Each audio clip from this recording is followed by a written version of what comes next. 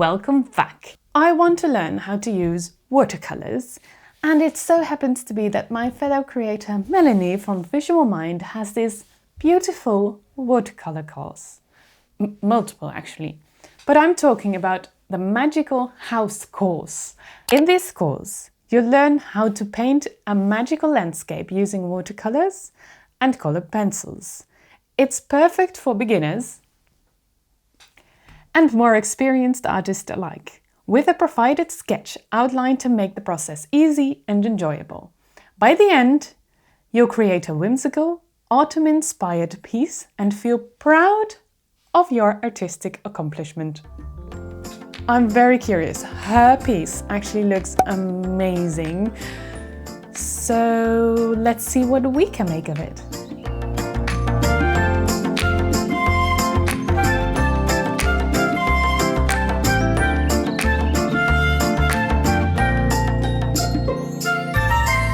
I printed out the design. She said that was an option, so she provided sort of a light version, so you can just watercolor over this, apparently. I printed it and I stuck it to the desk with water tape? Right, washi tape.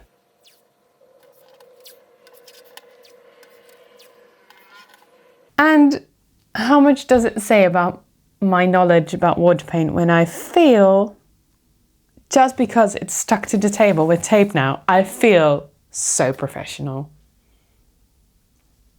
I don't know if that's a good thing. But anyway, I've got all my stuff ready. Got some brushes. She says I need a 6 and a 1 round brush, but I have a 10, a 5 and a tiny one, which doesn't have a number. So I don't go smaller than that for me. So that might be a 1, I don't know. I'm using it as a 1. So I thought I could just start with the bigger one, move to a smaller one, and then finish up with the tiny details with the tiny brush. That's the plan. I've got very cheap watercolor, not it's all as the same as she has. So I might have to end up mixing some stuff. I've got my prisma colors ready, but that's not, I don't need those yet. That's like the second step, I think. I've got some water over here, some dirty and some clean water, tissues and stuff. This should not be in the frame. I printed it out on watercolor paper. This one to be exact. 300 grams. It's A4 size and it's watercolor. It's slightly textured. So I'm hoping that will work. I think I'm ready.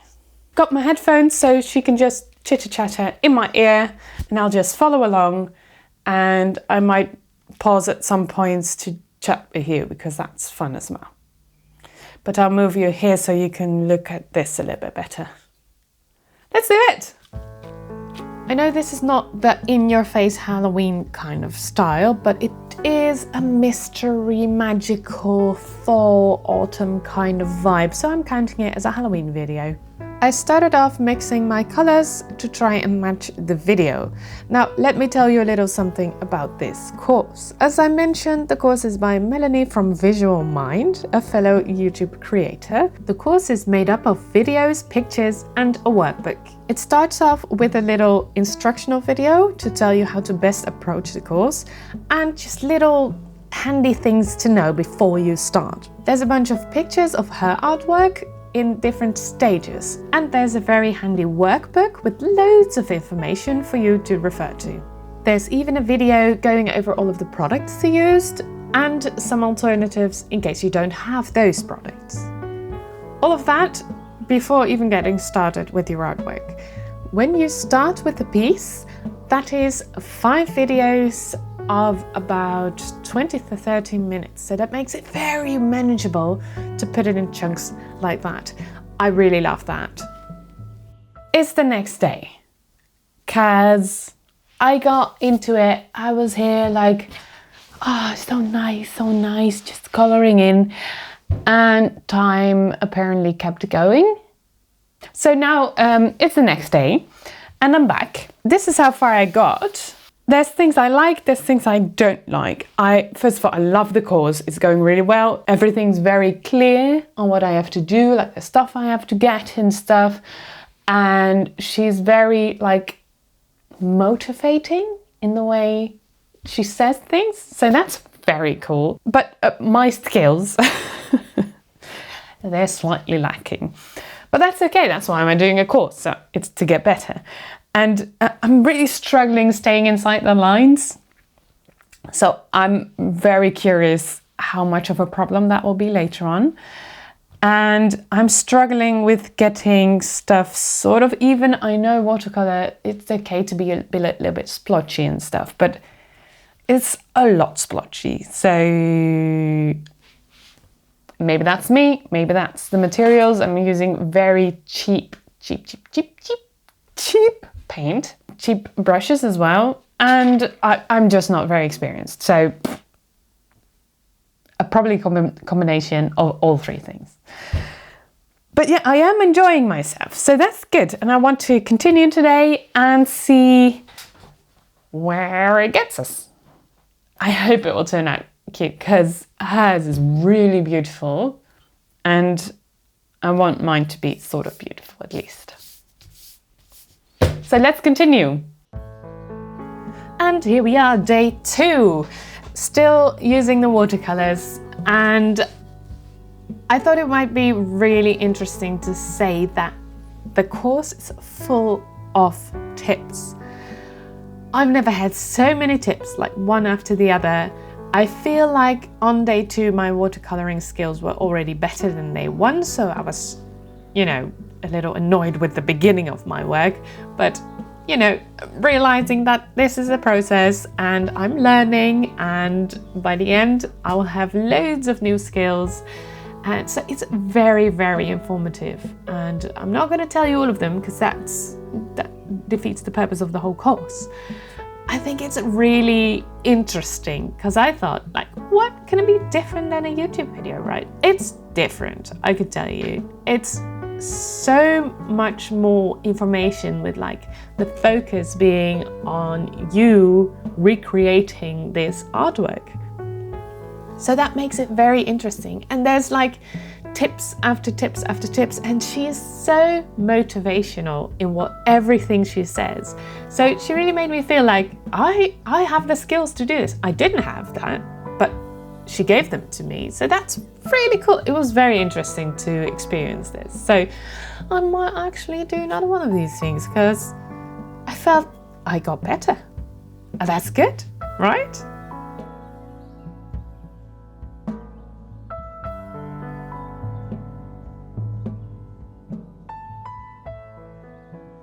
My result after the watercolor. So now it's time to add some colored pencils. I was supposed to have the 36 piece and I have the 24 piece. So there's a little less variety. Hopefully I can still make it work. It still needs some love, so I hope I can make it a little bit better. Let's do it. So now it's time for the colored pencils.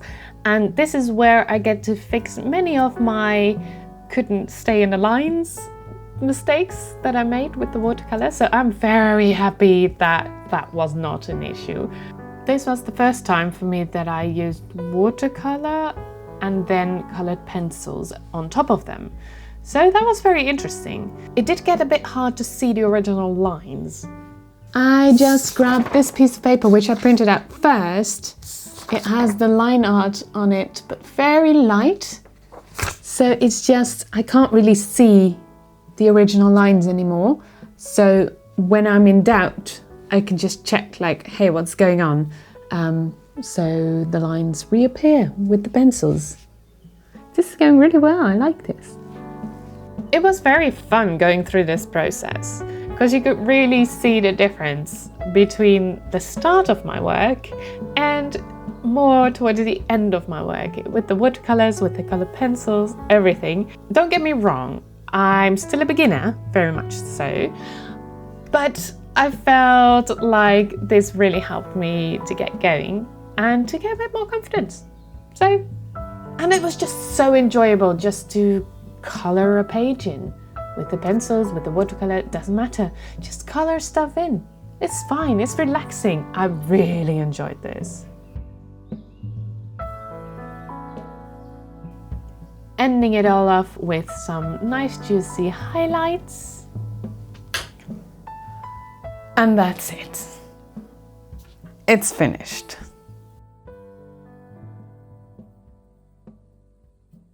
So now I'm gonna peel it. Wow, that worked well. Okay, this breaks my paper, but that's fine because I'm gonna cut off the edge. Okay. That's pretty cool. Okay, I'm gonna get scissors, hold on.